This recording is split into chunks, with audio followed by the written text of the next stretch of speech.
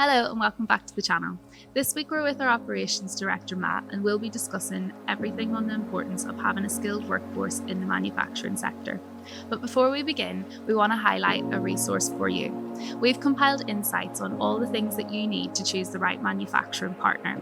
Head to the link in the description now for your free download. Let's dive into this week's episode. So today we are speaking about the importance of having a skilled labour workforce within the manufacturing industry, and who best to chat about it than someone who hires themselves. So Matt, what do you think is the issue with the low workforce today in the manufacturing industry? Like, why are people not wanting to stay? Why do you think there's a high turnover rate? What do you think your reasons are? I think in the manufacturing industry, it's a difficult industry because it's physical. Mm-hmm. It's quite long hours, or it can be perceived to be long hours. It's perceived to be a dirty job. I think that's probably a big factor. Yeah. I think a lot of people want to go into IT or anything to do with sort of YouTube or... Yeah. I think that is a big thing, especially with the younger generation now. They think it's just so easy to make a career from like social media. It's not, but like they think it is. Like, is that something that you've seen in the shift? Yeah, massive. Especially with apprentices. It is hard to get hold of apprentices nowadays. And it's difficult trying to get people from going from school into the workplace, being on time, having a work, a sort of, I suppose a work ethic, I suppose, really. Yeah.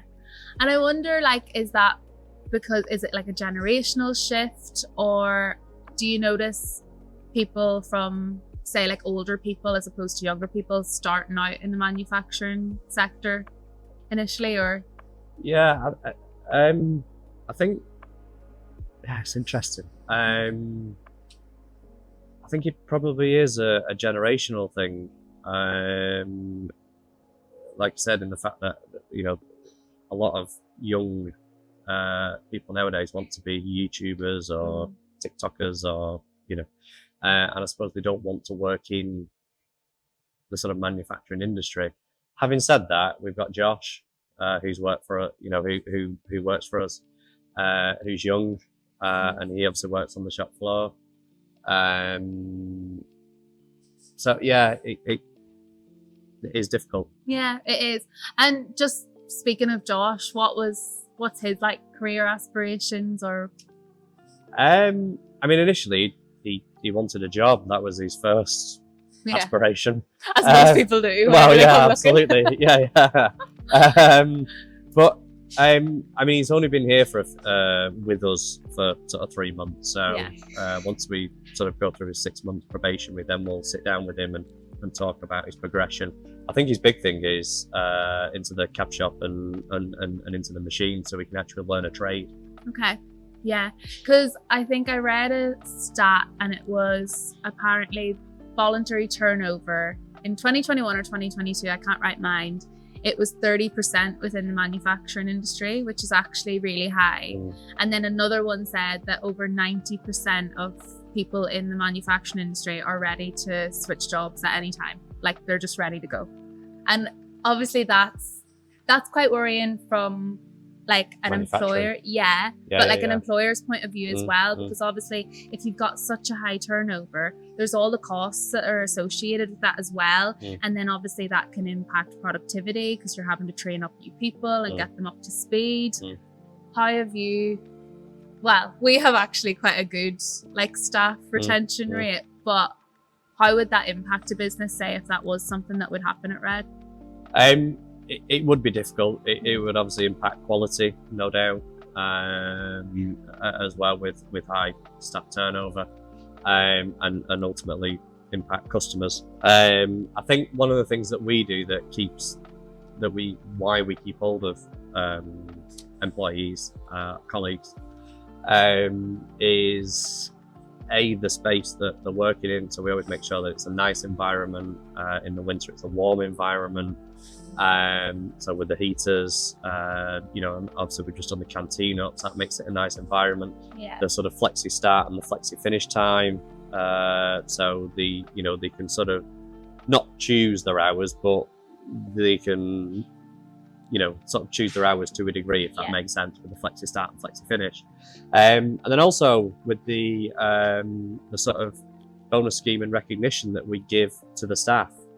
And I think that goes across the board, and making sure that the office staff are treated exactly the same as the shop floor and vice versa. I think it's always really, really important that, you know, the shop floor are treated with respect. Because, you know, I mean, you look at the stuff that they do, you look around, and it's, you know, it is fantastic stuff. Yeah, no, it is. It's really good. It's really good. Like, I always remember whenever I first came in, I was like, it's an art form, guys. It's great. Like, they don't realize the actual quality of the output that they're putting out. Absolutely. But I suppose with that, training is so essential as well. I think it was in 2023, we done something like 297 hours of like additional training. So that's like incredibly high. How important do you think training is to keep, suppose, upskill as well as like introducing people to new skills, and like if they want to, as you were saying, Josh, he might want to go into a different style of the manufacturing shop floor. How important is it? It is really important for two things. Is that, you know, obviously you're building more skills within the business, so with that comes quality and better quality, but also for them, making sure that they don't feel bored and they can move around the factory, go into different jobs or different, you know, different departments, and job security. Because, you know, if we get really busy in one department and not as busy in another, we can move those people from one area to another. Yeah. And then I know you mentioned about the profit sharing scheme and stuff like that. So obviously we've got quite a good employee bonus scheme. I think that's really essential. And I think from reading up on why people aren't as connected to their place of employment, it's probably things like competitive pay, and they don't feel like they're actually being rewarded for the efforts that they're putting in. What was the reasons behind it from a business point of view for implementing those profit sharing schemes and bonus schemes? I think, I mean, one is obviously for the business to make more profit. But the main for me is, I don't think it's fair that, you know, the sort of the directors, if you like, take everything out of the business, or they take the bonuses out of the business and no one else gets rewarded. It is a team effort. You know, from the cleaner up to the MD, everyone has an important role to play, from marketing. We're not complaining. We're happy about it. But also, you know, I think it's, for me, there's nothing better than, especially like near Christmas, when things are, you know, we've all got Christmas presents and, you know, we're all going out probably a bit more and so on. And giving all the staff a paycheck at the end of it, I get fulfillment out of it and enjoyment.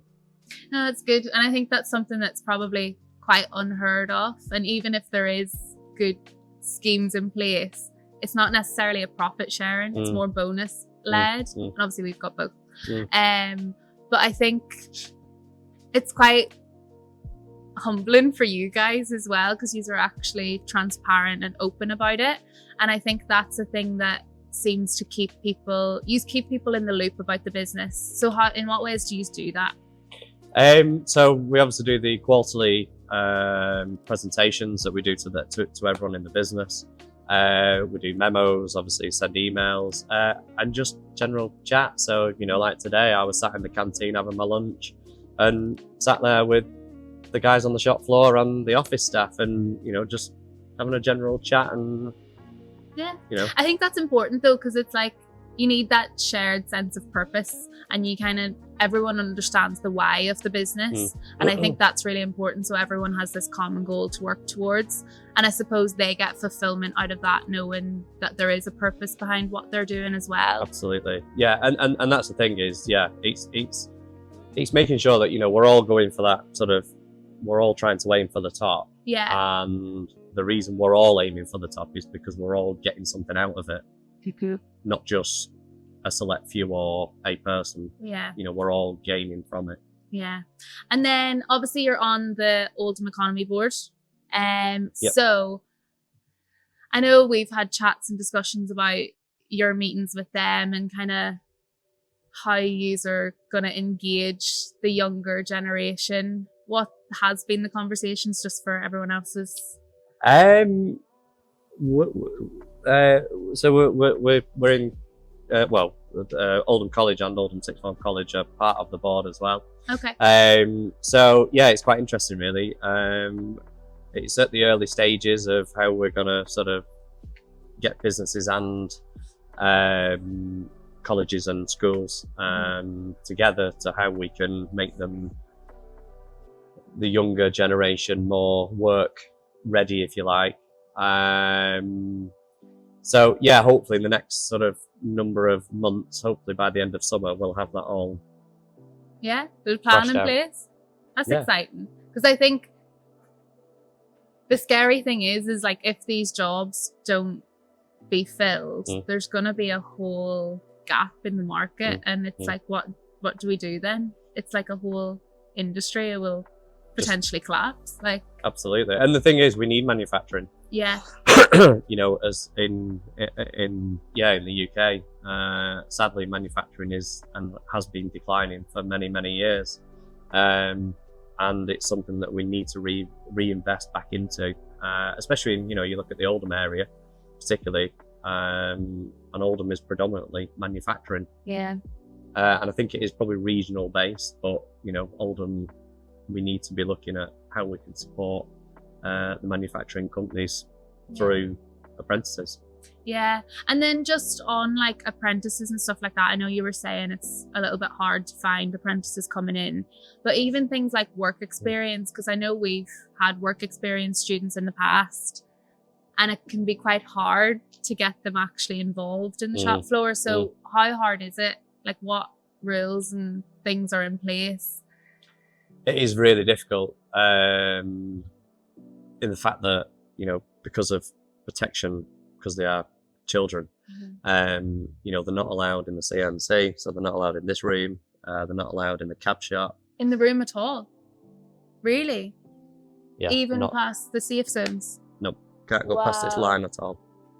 Even though that machine has got all the lasers, there's no way of getting inside that machine. Yeah. Without it, because it will instantly turn off. But sadly, they're not allowed in because of health and safety, and you know, all the cost rules and. Yeah. And I understand. I do understand it, but it is always a difficult one, because when we do get apprentices like work experience like we had a few years ago, Vinny. So he was into skateboarding and BMXing. So he spent a day in technical designing his ramp for skateboarding and BMXing. Went into the welding bay. He didn't go into the welding bay. He had to watch from afar it being welded. And that was a sad bit, really, because he really wanted.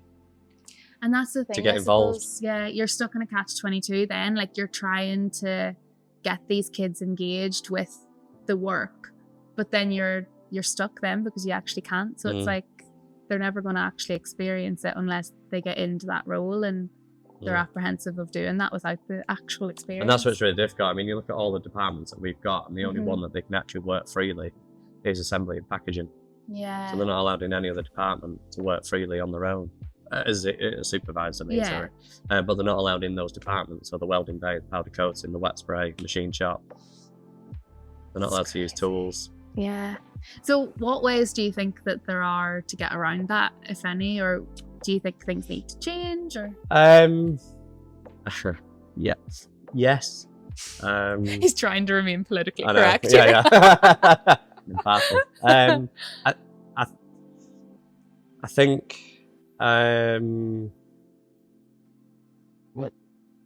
we need to be a bit more allowing the students to actually enjoy the work experience, be part of the work experience. So, so for example, in this department, I understand that they can't operate a machine of that complexity and that dangerous. God, I don't but think what any they can grown be, man no, well, no, exactly. But I know what you mean, yeah. But what they could do is actually be in here to observe, rather than not being allowed in here at all. Not being allowed in. And I think that'd be the great thing. Yeah. Hi, John. Have a good evening. Have a good evening. We're being authentic, you see. See you later. Yeah, and then I suppose with that as well, do you think there needs to be extra incentivization from like the likes of the government or non-profits to kind of help manufacturers support these new kids coming in? Not even new kids, just even people who want to change industry. Because I don't think there's not that much, is there? No, there isn't. No, and I think there does need to be more of an investment in manufacturing, because it is going to be a lost industry. Yeah, I know. It's quite sad, actually. And there, we can't all be TikTokers and YouTubers, and we can't all follow each other, can we? No, that's true. I don't think. I don't know. I'm going to say something that I shouldn't. I'm like, the kids I see, no. So I think flexibility has become like a massive thing across all workforces. People want that nice work-life balance. But obviously, we're running a manufacturing shop. We can't have people working from home. It just doesn't make sense. Yeah. So what have you implemented in Red, and why have you implemented, and why do you think there has been a need for a bigger shift of flexibility? I think, like you said, that there's the work-life balance, the mental health, making sure that and that's part of that work-life balance. So I think allowing sort of the flexi start, flexi finish, flexi break times, lunch times, helps people. If you need to drop your kids off and you can't get in until 9:10, it's part of that flexibility, and I think that's really helped. And I think it is. I mean, as soon as we implemented it with the shop floor, so they can start between 7:30 and 8:15. Pretty much, they all start at 7:30 and go at 4. Oh, really? See, that's the thing. Like, people just want that. But then you've got John, who's just gone now, and he takes 45 minutes for lunch, and because it suits him, I think he picks his wife up on his way home from work. Yeah. So again, he sort of just manages it however he wants to. Each individual manages their own time, I suppose. Yeah. And then where do you think all of this need for a flexi time has come from? Like, I know you obviously had things like COVID, and then everyone had all this time off, and it was trying to transition back into this working routine way of life. And that was really hard for some people. And I suppose that made a lot of people reassess the industry that they're in. And I suppose that actually made people consider leaving manufacturing as well.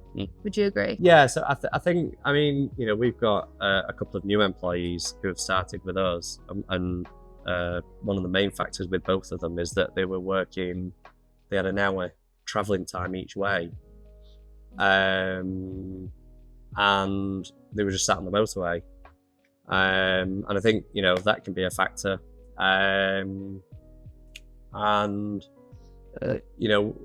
it's always difficult for us because we've got offices and shop floor, and you look at that machine, and there's no way Kev can go and take that home and stick it in his shed.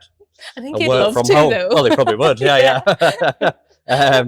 And I think that's where it's really difficult with the sort of working from home for us, is trying to find that balance of making it equal and fair across everyone. I don't work from home, and the reason being is that I have a thing of, if I expect the manufacturing to be in, I don't think it's fair that I should be able to, work from home 1, 2, or however many days a week. So yeah, it is a real difficult. Yeah, and it's hard, but I suppose that there is so many other incentives that can make up for that. in a way. Yeah, Like, and I think also, you know, we like to interact with people. You know, we're sociable creatures, I suppose. yeah. And I get, you know, I enjoy coming to work. I think it's because I enjoy my job, but also it's nice having, you know, having a break from home, I suppose. Yeah. Seeing different people and, you know. Yeah, you've got that rapport as well Yeah. with everyone, and it's just Having a bit of a laugh and a joke, and makes you know. the day go quicker, doesn't Yeah, it? absolutely. Right, we have to wrap up because I actually do have a nail appointment to get to. I never specified what type of nail though, because if it was a hammer nail, it would have been all That's right. true. See? Yeah. Oh, See? yeah. There That's you true. Okay. Right, but just before we go, really quickly, so sheet metal fabrication, one of our core products is the collection lockers. Yep. And one of the tall ones, the electric ones specifically, but they can be used for any product. They have been kind of compared to like a TARDIS, like in Doctor Who. So you can travel back in time, and anyone can probably fit in them, really, to be honest. But if you could travel back in the TARDIS and tell your younger self who was just entering into the industry one thing, or like one piece of advice Into the working environment. Yeah, what would it be and why? Ooh. It would be. See, if it was school, Yeah. I would say listen more, Right. because I didn't listen at all. My mother always says, she's like, you've got 2 ears and 1 mouth for a reason. Exactly. Yeah. I was just more interested in messing about and being the class clown sort of thing. You haven't done too bad now. Well, Come on. no, exactly. Yeah. But yeah, so yeah, I just wish I'd probably listened a little bit more in English. Okay. Everything else I'm happy with. What would it for work wise? Or has there been any like lessons that you've learned, or like sparks of wisdom that someone's told you? Probably be a bit more observant. Observant, right? I think. Why? Just understanding how other people. So I've learned a lot from past managers of how to do things and how not to do things. Yeah. If that sort of makes sense. Yeah. And I think some of them gave me great advice, and some of them not as good advice. In a polite way to put it. Yeah, exactly. Yeah, absolutely. So I think probably be a bit more observant with the ones who were with the better advice. Okay. Interesting. That's your answer? I think so. Yeah. 10 out of 10. Great. Thank you Thank so you. much for your time. Thank I you really very much. appreciate it. Thank you. Thanks.